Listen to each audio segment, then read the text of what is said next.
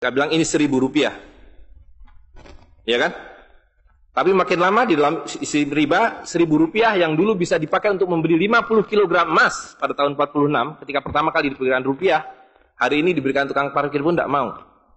Maka mereka ganti gambarnya dengan Soekarno-Hatta, nolnya ditambah 2, menjadi 100.000. Yang 99.000 dari mana? Ya kan? 99.000 dari mana? Dan kalau ini kita belah 2, dibelah 4, mau saya kasih 4 mahasiswa. Kemana samannya tadi itu nilainya? Ya, ini seperti sihirnya Fir'aun yang menjadikan tali sebagai ular. Nah, orang Amerika bilang, pedagang Amerika, saya juga punya kertas sendiri, namanya greenback.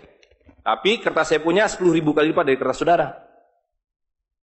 Jadi kalau Bapak Ibu sekalian, adik-adik pergi ke Washington sana, ke New York, bawa uang 100.000. Belum tentu mahasiswa punya uang 100.000 kan?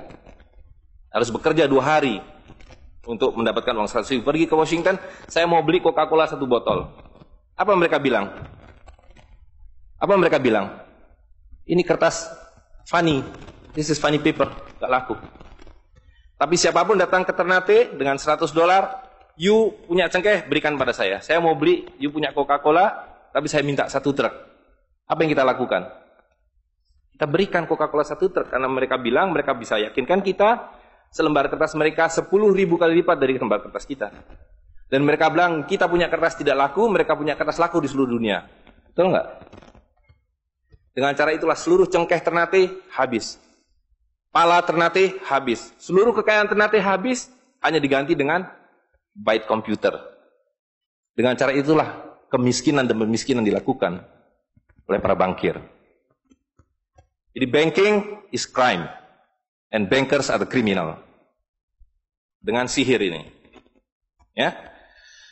Nah, dan ini baru satu fase. Saya minta satu tahap lagi untuk menjelaskan dengan uang kertas yang sudah merupakan kezoliman ini, ya, itu menjadi berlipat ganda zolimnya melalui banking system, di mana ini digelembungkan.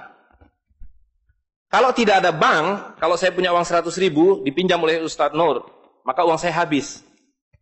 Saya akan memiliki kembali kalau dikembalikan. Tapi dengan banking system, kalau uang ini saya hutangkan, dia beranak pinak. 20 kali lipat. Uang 100 miliar, kalau ditaruh di bank, maka bank detik itu mencatatkan dalam bukunya punya uang 100 miliar. Betul nggak? Dan itu dilegalisir oleh pemerintah. Bahwa you boleh mengakui itu sebagai milikmu. Dan bagi bank, uang titipan ini liability. Maka dia harus sewakan. Dia harus pinjamkan dengan bunga kepada orang yang mau beli rumah tidak bisa beli rumah, mau beli mobil tidak bisa beli mobil. Jangan khawatir, saya beri kredit. Tapi harus tahan 10% untuk cadangan. Ya kan? Dan semua orang dibikin miskin.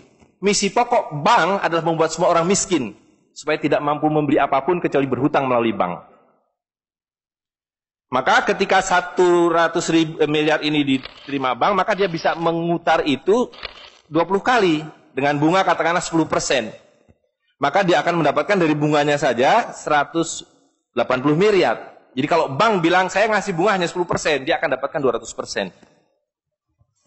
Dan dari pokoknya yang dia putar itu, maka dia akan dapatkan 20 kali 90 miliar. Coba lihat, maka terciptalah uang 1,9 triliun, hampir 2.000 triliun. Padahal uangnya berapa tadi? 200 miliar. Yang 1,8 triliun dari mana? Angin, sihir. Tidak ada. Itu sebabnya setiap bank dijaga oleh satpam. Supaya mengesankan bahwa di bank ada uang. Tidak ada uang di bank. Itu kenapa setiap pegawai bank pakai jas, pakai dasi. Supaya orang yakin bahwa uangnya dijaga dengan baik. Karena di situ tidak ada uang. Dan itu sepenuhnya pengelabuan. Jadi bank itu adalah arisan berantai. Kalau kita datang mengambil uang, tapi orang bisa bilang, tapi kalau saya ngambil uang di bank kok ada? Uang siapa yang diberikan? Uang Anda sudah nggak ada. Jadi orang percaya bahwa bank adalah tempat yang paling aman menyimpan uang. Bank adalah tempat paling tidak aman menyimpan uang. Belum Anda keluar dari pintu bank, uang Anda sudah nggak ada. Pembuktiannya gampang. Datang pada hari yang sama, minta saya mau ambil uang saya hari ini. Potong telinga saya kalau Anda dapat uang, kecuali 10% dari nasabah. Bisa dipahami? Ya. Uangnya tidak ada. Itu. Nah, tapi yang perlu dipahami adalah akibatnya. Kalau kita tadi punya uang 100.000, di sini ada satu handphone, maka berapa harga handphone ini? Ceteris paribus kata ekonom. Maka harga handphone ini ada 100.000, ya kan? Tapi ketika ini digelembungkan menjadi 2 juta, sementara sumber daya alamnya tetap, berapa harga handphone ini? Menjadi 2 juta. Dan itu mereka bilang inflasi. Jadi inflasi adalah kebohongan. Lihat ya, dulu ketika Republik Indonesia didirikan, uang yang pertama dicetak adalah 1 sen, paling besar 100 rupiah, 600 rupiah. Uang 1000 pernah didesain tapi tidak dicetak karena terlalu besar. Karena dengan 1000 Anda sudah dapat beli emas setengah kilo. Pada waktu itu 1 gram emas hanya 2 rupiah. Dan mereka berjanji, jangan khawatir, setiap rupiah saya jamin dengan 1,5 gram emas. Sampai sekarang itu berlaku Undang-Undang tahun 46. Nah tapi lihat, karena uang kertas itu sihir, dicetak makin banyak, nilainya merosot. Bebeknya mah tetap, cengkehnya tetap, palanya tetap, tapi nilai uangnya yang merosot. Maka mulai tahun 52, ini pertama kali by the way, ini Bank Indonesia baru muncul tahun 52. Bank Sentral Republik Indonesia itu bukan Bank Indonesia, dulu namanya BNI 46. Tapi Belanda tidak mau. You mau merdeka, you mesti nurut saya. Hentikan BNI 46, ganti dengan bank saya, The Jeffers Bank, menjadi Bank Indonesia. Dan hentikan uang Republik Indonesia, ganti dengan uang saya, Guilders, yang kemudian berubah menjadi uang Bank Indonesia. Oke? Nah, begitu muncul tahun 52, rupiah sudah mulai tidak laku. Dibikinlah uang 1.000 rupiah. Ringkas cerita, tahun 57, uang 1.000 sudah mulai tidak laku. Dibuatlah 2.500 rupiah. Dibuatlah uang 5.000, pertama kali muncul 64, uang 10.000 rupiah. Pak Karno bilang kita sudah terlalu miskin. Maka uang 1.000 digunduli menjadi 1 rupiah yang disebut senering. Tapi tidak lama kemudian muncul lagi. Karena uang kertas adalah penipuan. Worthless. No value. Ringkas cerita, Pak Harto dibilang berhasil dalam pembangunan, dia bikin uang 50.000 rupiah. Dengan gambar Pak Harto dan kapal terbangnya. Tapi inilah ilusi yang lain. Inilah sihir yang lain. Semakin besar uang Anda bukan semakin kaya. Semakin uang besar Anda berarti semakin miskin. Bisa diikuti? Maka ketika terjadi krismon, rupiah makin tidak laku, harus dibikin uang 100.000. Dan sekarang uang 100.000 sudah mulai tidak laku. Ibu-ibu sudah komplain kalau pergi ke pasar dengan 100.000. Betul nggak, Bu? Sudah tidak bisa beli apa-apa ini. Maka mereka dua pilihannya. Pilihan pertama adalah mereka akan mencetak uang 200.000, 500.000. Tapi tidak mungkin. Komputer sudah nggak bisa menghitung. Kalkulator nggak bisa menghitung. Hang. Terlalu banyak nolnya. Pilihan kedua adalah digunduli nolnya. Redenominasi. Jadi redenominasi itu bukan untuk mengatasi inflasi, tapi untuk menutupi inflasi. Jadi itu adalah pengelabuan di atas pengelabuan, di atas pengelabuan, di atas pengelabuan. Gitu. Ya. Jadi secara real, uang 100.000 ini dulu ketika Pak Harto masih berkuasa, menjelang jatuh itu, kalau dibelikan telur, dapat 50 kilo. Masih ada yang ingat gak, Bu? Kali ibu-ibu ingat pasti. 1 kilo telur harganya 2.000 rupiah. Begitu Pak Harto jatuh, dibilang ini gara-gara krismon, uangnya sama. Walaupun ini belum ada waktu itu, karena ini masih 50.000 aja udah besar waktu itu. Uang yang sama dengan telur yang sama, tiba-tiba dibawa ke pasar, saya mau beli telur. Bu, hari ini tidak dapat 50 kilo lagi. Hari ini cuma dapat 13 kilo. Karena daya belinya, telur sekarang 7.500. Dan hari ini, kalau di pasar Ternate berapa, Bu, harga telur sekilo? Hari ini. Di Jakarta 20.000. Dan telurnya sama. 1 kilo itu isinya 16 butir, 17 butir, 18 butir. Uangnya sama. Tapi hari ini kalau dibelikan telur hanya dapat 5 kilo. Kemana yang 45 kilo? Itu yang mereka rampok. Itu yang mereka rampok. Dengan melalui apa yang mereka sebut inflasi. Tapi sebenarnya dengan cara penggelembungan uang. Kertas yang terus-menerus nilai. Nah, satu lagi Pak ya, saya minta ini karena ini penting sekali. Ini penting sekali. Nah, sistem zalim ini kemudian difikskan dalam satu sistem politik yang disebut nation state pada level global, kan judulnya kan globalisasi uang. Jadi negara bangsa itu diciptakan oleh para bankir pada abad ke-20. Jadi waktu Indonesia merdeka, Singapura merdeka, Malaysia merdeka, Afrika merdeka, itu bukan kemerdekaan spontan, tapi didesain. Didesain karena kalau dulu mereka mau merampas cengkeh orang Ternate, mau merampas kepala orang Ternate, dia harus bawa serdadu ke sini.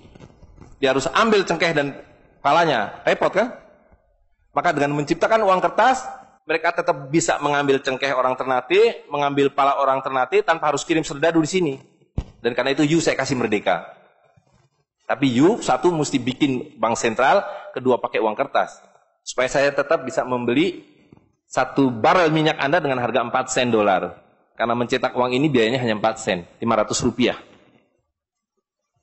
Ya, jadi berapapun harta yang kita punya bisa dibeli dengan cara itu. Nah, lalu tadi saya sudah ceritakan uang kertas itu dimunculkan bersamaan dengan konsep negara nasional plus hutang negara. You boleh merdeka tapi you miskin. Rakyat penyakitan, rakyatmu bodoh. Tapi jangan khawatir, saya punya uang. Sekolahkan rakyatmu, bikin pembangunan, saya kasih hutang. Ya kan? Nah, jadi tugas pemerintah itu, republik, adalah satu, mengambil hutang dari bank, menghabiskan utang itu, melalui apa yang disebut APBN. Lalu dulu mereka tanya, jadi bagaimana saya membuat APBN? Jangan khawatir, sekolahkan anak-anak pintar kamu ke Berkeley, ke Chicago, ke Harvard. Mereka dididik untuk membuat pembangunan. Lalu dikasih paket hutang, dan diajari, kalau nggak bisa, kirim konsultan seperti John Perkins dan sejenisnya. Lalu ada satu pertanyaan, bagaimana kami membayar hutang kami kalau begitu? Mereka bilang, you punya 200 juta rakyat, pajaki rakyat kalian. Pajaki rakyat kalian. Kalian punya pala, punya cengkeh, habisi hutang kalian. Karena you membayar hutang, kalau kita hutang 5 miliar dolar setiap tahun, apa mereka kasih berkoper-koper dolar? Apa yang mereka kasih ke kita?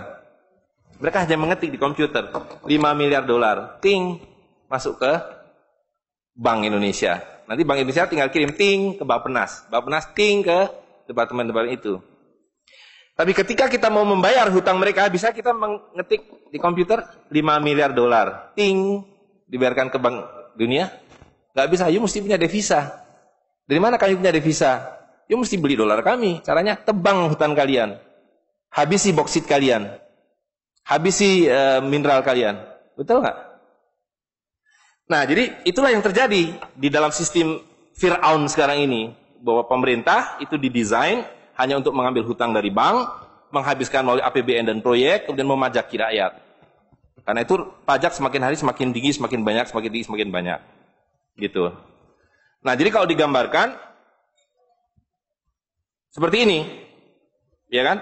Wilayah domestik nasional itu adalah demokrasi. Supaya kalau 5 tahun harus ganti. Kalau ada presiden, ada perdana menteri yang tidak nurut pada para bankir, out. Tapi para bankir tidak pernah berganti. Mereka turun-temurun, perusahaan swasta, anak beranak pinak. Ini kira-kira hanya 400 keluarga di dunia ini yang menguasai seluruh sistem keuangan dan politik. Jadi kita ini sekarang utangnya tiba-tiba sudah 2.100 triliun. Padahal tahun waktu Pak Harto jatuh itu utangnya hanya berapa? 50 miliar dolar. 500 triliun. Sekarang sudah 2.000 triliun. Dan begitu kurs dolar berubah, utang kita nambah. Gitu. Dan BI tidak pernah memenuhi janjinya. Karena tugas pokok BI adalah menjaga stabilitas kurs. Tidak pernah bisa. Dan tidak akan pernah bisa. Apapun yang dilakukan karena memang tidak ada nilainya. Gitu. Nah, jadi sebagai penutup, maka apa yang harus kita lakukan adalah membalik seperti yang mereka dulu lakukan. Yang mereka dulu lakukan adalah mengambil emas dan perak dari orang tua kita. Mereka lebur menjadi batangan, dia simpan di berangkas, dan kepada kita dikasih toilet paper ini, kata Mahathir Muhammad. Maka yang harus kita lakukan sekarang sebelum ini jadi apa? Oncom. Lebih berharga oncom. Tukarkanlah menjadi emas dan perak, menjadi dinar dan dirham, dan kemudian gunakan untuk muamalah. Karena Nabi sudah mengatakan akan datang satu zaman di mana semua yang kamu miliki tidak ada harganya, kehabisan nilai, kecuali dinar dan dirham, kecuali emas dan perak. Jadi kalau dilihat, ya dolar dalam dinar atau dinar dalam dolar dalam 10 tahun terakhir 2004 itu cuma 54 dolar. Hari ini sudah di atas 250 dolar.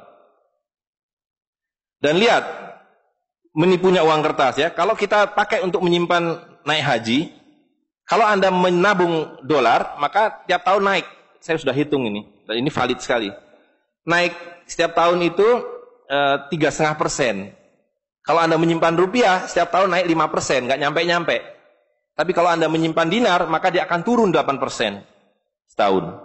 Jadi tahun 2000 naik haji butuh uang 21 juta rupiah. Kalau dinar butuh 71 dinar. Tapi hari ini kalau mau naik haji butuh hampir 40 juta rupiah. Dengan dinar cukup dengan 16 dinar. Jadi dulu kalau punya rupiah naik haji satu orang, sekarang sampai Dubai suruh pulang. Nggak cukup uangnya. Tapi dengan dinar dulu naik haji satu orang, sekarang bisa naik haji 4 orang. Dengan kata lain, kalau Bapak Ibu sekalian serahkan cengkeh Bapak Ibu sekalian dan menerima uang kertas, Anda 4 kali miskin. Detik itu juga dalam konteks ini.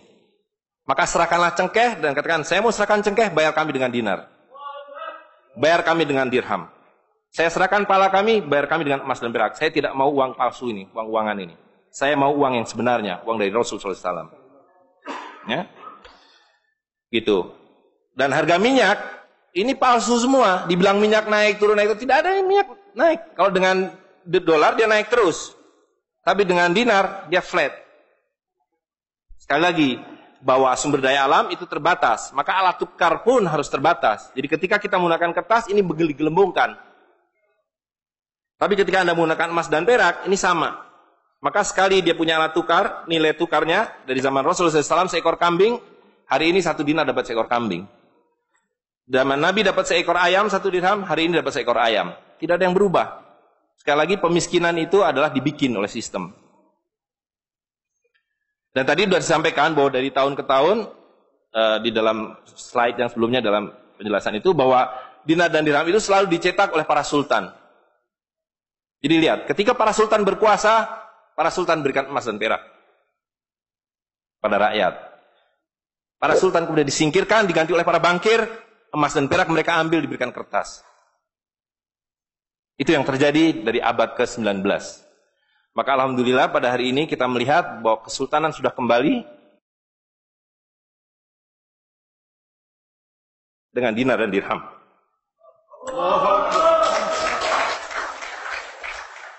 Dan ini adalah awal berakhirnya sistem riba. Ini adalah awal dari janji Allah SWT, yamhaqwahu riba wa yurbi sodakotan. Aku suburkan sedekah dan aku hancurkan riba. Kehancuran riba ditandai dengan seperti apa yang dikatakan Nabi, kehancuran mata uang kertas. Suka atau tidak suka, terima atau tidak terima, ini adalah awal kehancuran. Dan karena itu yang harus kita lakukan adalah supaya kita tidak ikut hancur di dalamnya, kita songsong kembalinya dinar dan dirham. Dan itu berarti kembalinya sultania. Dan Ternate adalah awal dari kembalinya dinar dan dirham dan sultania bersama dengan Kesultanan Cirebon, bersama dengan Kesultanan di Sulu. Jadi sekarang sudah ada 3 sultan yang mencetak kembali dinar dan dirham. Dan ini akan mengawali kembalinya dinar dan dirham di seluruh dunia. Jadi kalau pada abad 15, abad 16, abad 17 bangsa Ternate sudah sampai ke Madagaskar, sudah sampai ke negeri atas angin di Spanyol, maka pada abad 21 kembali Ternate sampai Spanyol. Ternate sudah kembali sampai Afrika Selatan, sudah sampai Eropa melalui dinar dan dirham yang berlaku di seluruh dunia. Orang Amerika tidak bisa mengatakan emas saya 5 kali lipat dari emas saudara, tidak bisa. Emas kami dari Ternate sama harganya dengan emas kalian. You 1 dinar, kami 1 dinar. You 1 dirham, kami 1 dirham. Itulah keadilan. Ya. Jadi karena itu Bapak Ibu sekalian, yang terakhir sekali saya ingin sampaikan, dinar dan dirham yang kita bicarakan ini tidak ada artinya kalau berhenti hanya di dalam ruangan ini. Dinar dan dirham harus segera berkemerincing di kota Ternate. Dan Anda semua yang harus memulainya. Tadi 2 orang sudah menyatakan diri sebagai relawan jawara, jaringan wirausahawan dan pengguna dinar dirham Nusantara. Maka dalam waktu sebentar, insya Allah di Ternate, dari 2 orang ini akan menjadi 2.000 orang yang menggunakan dinar dan dirham. Ya, dari 2.000 akan menjadi 200.000. Seluruh penduduk Ternate menggunakan dinar dan dirham.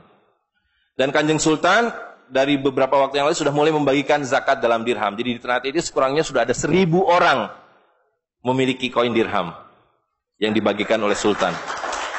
Dan itu adalah awal. Ini baru awal, dari kembalinya Islam dan berakhirnya kedzaliman. Jadi sekali lagi Bapak Ibu sekalian, marilah segera ya ular-ular Fir'aun itu kita akhiri dengan cara yang sangat mudah, yaitu kita mentaati perintah Allah SWT. Allah SWT mengatakan wa halalul bai' wa harramar riba. Aku halalkan berdagang dan aku haramkan riba. Dan uang kertas adalah riba par excellence. Di dalam uang kertas ini ada 2 riba sekaligus. Ya, jadi saya kira itu saja. Saya mohon maaf mengambil waktu agak terlalu banyak, tapi ini penting karena supaya clear semuanya. Ya, karena ini baru pertama kali dibicarakan di Ternate. Demikian, assalamualaikum warahmatullahi wabarakatuh. Warahmatullahi wabarakatuh.